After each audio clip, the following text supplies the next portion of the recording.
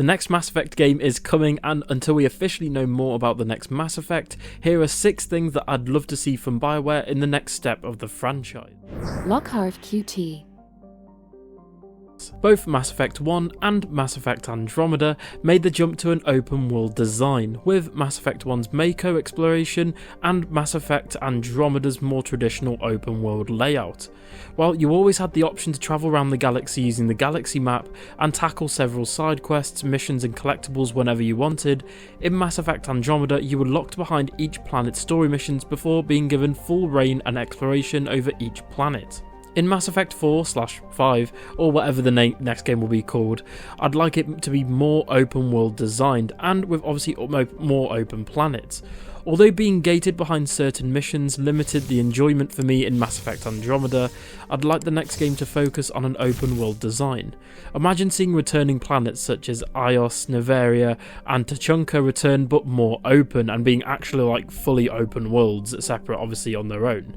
I think though, to focus more on the story, which is Mass Effect's main strong suit, I'd like to see a more focused story and detailed open world with it, with more activities to do in each of the open planets. Imagine landing on a planet and before doing the main story mission, just being able to explore straight away and just go wherever you want and see what discoveries await. Next up is bringing back stuff from Mass Effect Andromeda. This one's dividing the fan face a bit, and I've definitely seen it in my own comment as well as sort of Mass Effect YouTubers' streams. About half of the fans want the next game to use Andromeda's setting and the other half want to return to the Milky Way. But acting it if Andromeda never happened would do all the work that went into it a disservice. I'd love the idea in the next Mass Effect if we were able to explore both the Milky Way galaxy and Andromeda as well as travelling between them both, thus keeping all fans happy. This way we could see planets from both solar systems return, and with that comes the possibility of fan favourite old crewmates, both old and new, returning. The third thing on my list is returning characters. In the original teaser trailer for the next Mass Effect, we've already seen that Liara T'Soni from the OG trilogy will be returning. As you can see from the footage, she looks older and has visible wrinkles and wear and tear. Perhaps she's now in her matriarch stage of her life.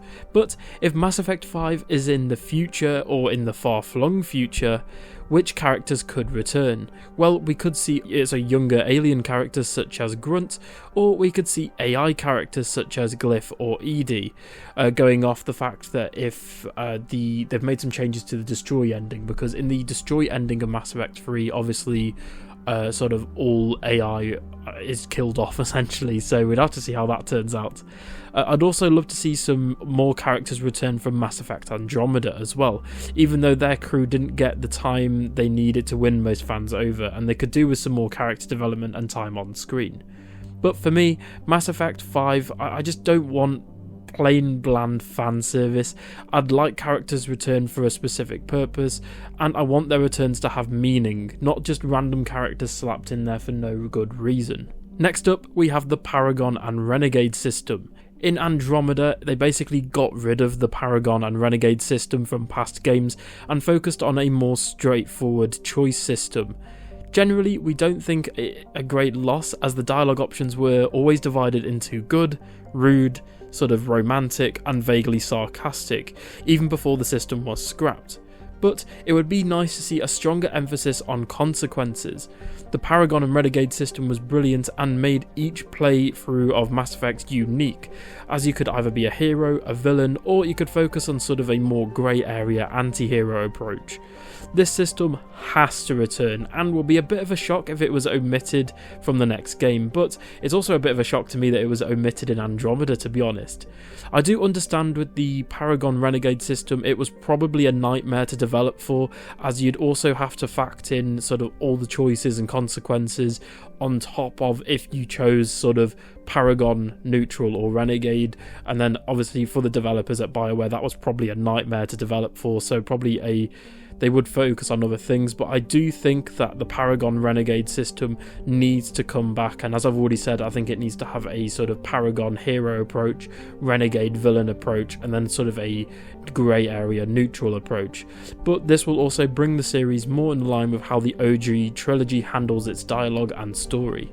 The biggest positive to come out of Mass Effect Andromeda was its combat system.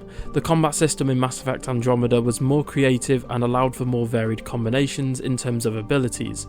For example, you could mix biotic and tech powers for explosive finishes, or you can mix in regular soldier abilities and marksman abilities for more precise sniping, going hand in hand with more open level design that I discussed earlier. I think that bringing back the jump jets and the Andromeda combat system, as well as just general movement, sort of how so floaty and fast paced it was, would be fantastic, and it would just be so much fun to play. Finally, I'd love to see an EA game from Bioware in this day and age that actually launches in a great state, which I know is a bit of oof statement, but in this day and age, many games are launching in unacceptable states, being buggy, glitchy, or worse, with two prime examples of this being Bioware's own Anthem and Mass Effect Andromeda, both launched in unfinished and rushed states, and in the case for Anthem, it actually pretty much killed the franchise.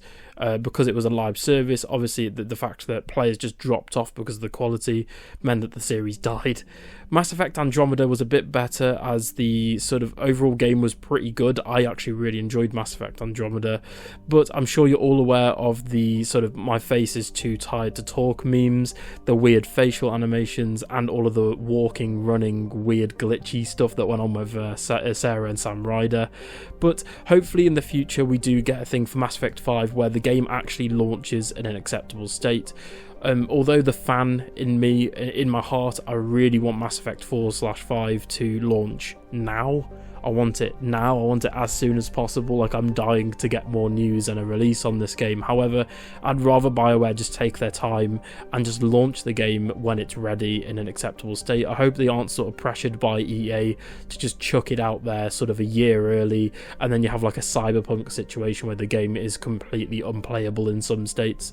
So hopefully Mass Effect 5/4 comes out in a really good state. Anyway, those were 6 things that I'd love to see in the next Mass Effect game. If you want to see more Mass Effect 5 videos in the future, stay subscribed to the channel and don't forget to share with your fellow N7 operatives. Thank you so much for watching, and based on the channel I've got so much more content coming out. I've got a Liara video, I've got some more theories, speculation videos, and hopefully we'll get some more news from Bioware in the future. Thank you so much for watching, and I'll see you guys in the next one. Bye.